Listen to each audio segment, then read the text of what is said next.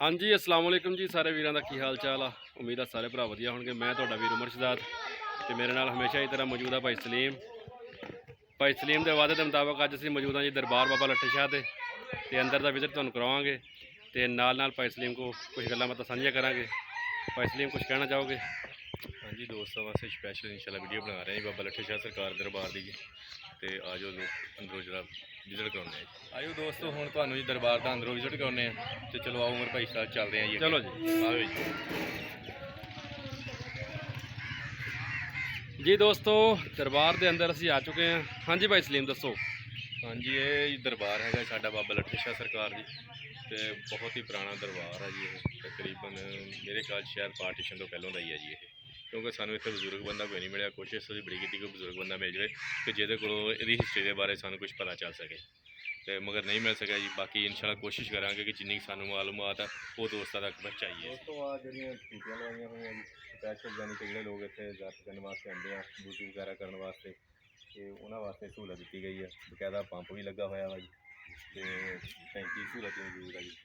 तो उमर भाई की बैक साइड तो उरे दिखाउण तो लंगर खाना भी बनया हुआ जी कि जितों लंगर भी मिलता जी। हाँ जी दोस्तों साडी बैक साइड तुहानूं इस टाइम तंदूर नज़र आ रहा है जो कि उर्स के दौरान इत्थे लंगर वगैरह पकाया जाता वा। इत्थे रोटियां बनदियां वा। इत्थे औरतां आके पेड़े वगैरह करदियां वा और रोटियां वगैरह लगांदियां वा और आने वाले तमाम दोस्तों वास्ते इत्थे लंगर का खास इंतजाम होंदा वा और वसी मकदार दे विच लंगर का जिहड़ा इंतजाम किया जाता वा। जी भाई सलीम। दूसरी गल ये दोस्तों कि इंशाल्लाह जो कि उर्स का टाइम आया तो उदों इत्थे जो काम चल रहा है तो इंशाल्लाह दोस्तों को जरूर वो भी दिखावांगे कि देखो इत्थे कितना रश होंदा और बहुत ज़्यादा मिकदार दे ना यानी कि लंगर का इंतजाम। दोस्तों आप देख सकते हैं कि कमरे बने हुए हैं जी कि जोड़े मेहमान आते हैं मेले दौरान उन्हें रिहायश वास्ते इंतजाम किया गया और बड़ा अच्छा इंतजाम है क्योंकि इतने ताले लगे हुए तो अंदर का व्यू असीं नहीं दिखा सकते।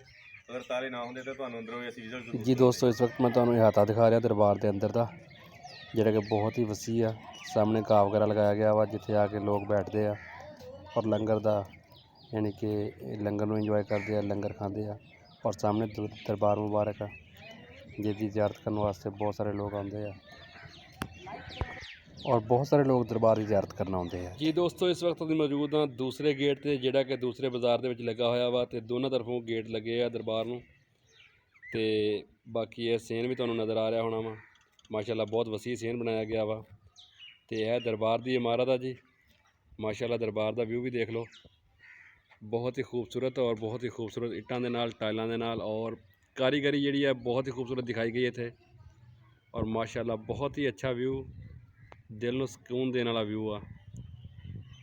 दरबार हज़रत बाबा लट्ठे शाह सरकार रहमतुल्लाह अलैह चेक नंबर 3612।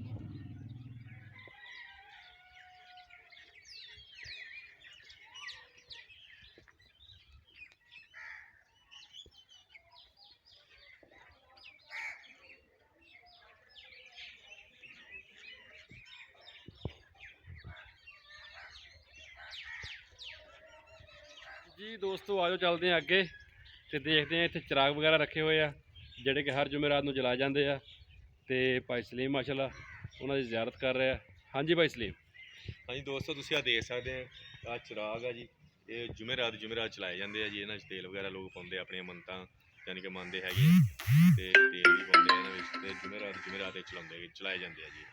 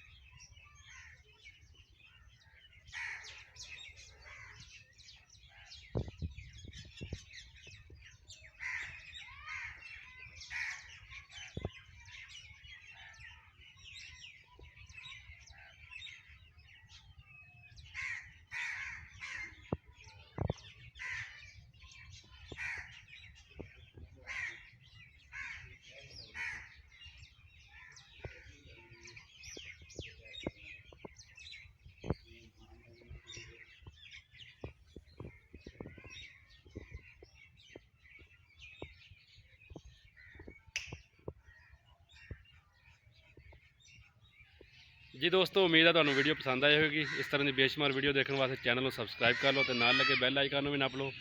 ਤੇ ਅਸੀਂ ਟਿਕਟੋਕ ਤੇ ਵੀ ਅਕਾਊਂਟ ਬਣਾਇਆ ਵਾ ਉਮਰ 786 ਸਲੀਮ ਦੇ ਨਾਂ ਤੋਂ, ਤੇ ਉਹ ਜਾ ਕੇ ਅਕਾਊਂਟ ਨੂੰ ਵੀ ਫੋਲੋ ਕਰ ਲਓ। ਬਹੁਤ ਮਿਹਰਬਾਨੀ ਜੀ ਬਾਈ ਸਲੀਮ। ਹਾਂਜੀ ਦੋਸਤੋ, ਜਿਸ ਤਰ੍ਹਾਂ ਭਾਈ ਉਮਰ ਨੇ ਤੁਹਾਨੂੰ ਕਿਹਾ, ਰਿਕੁਐਸਟ ਕੀਤੀ ਹੈ ਜੀ, ਮੈਂ ਵੀ ਰਿਕੁਐਸਟ ਕਰ ਰਿਹਾ ਕਿ ਸਾਡਾ ਜਿਹੜਾ ਚੈਨਲ ਆ YouTube ਦਾ ਇਹਨੂੰ ਸਬਸਕ੍ਰਾਈਬ ਕਰ ਲਓ ਤੇ ਉਮਰ 786 ਟਿਕਟੋਕ ਦਾ ਜਿਹੜਾ ਅਕਾਊਂਟ ਆ ਉਹਨੂੰ ਵੀ ਫੋਲੋ ਕਰ ਲਓ। ਬਹੁਤ ਸ਼ੁਕਰੀਆ ਸਾਰੇ ਦੋਸਤਾਂ ਦਾ। ਮਿਲਦੇ ਹਾਂ ਨੈਕਸਟ ਵੀਡੀਓ ਦੇ ਵਿੱਚ। ਸਾਡੇ ਦੋ ਭਰਾਵਾਂ ਨੂੰ ਦੁਆਵਾਂ ਯਾਦ ਰੱਖਿਓ। ਅੱਲਾ ਹਾਫਿਜ਼।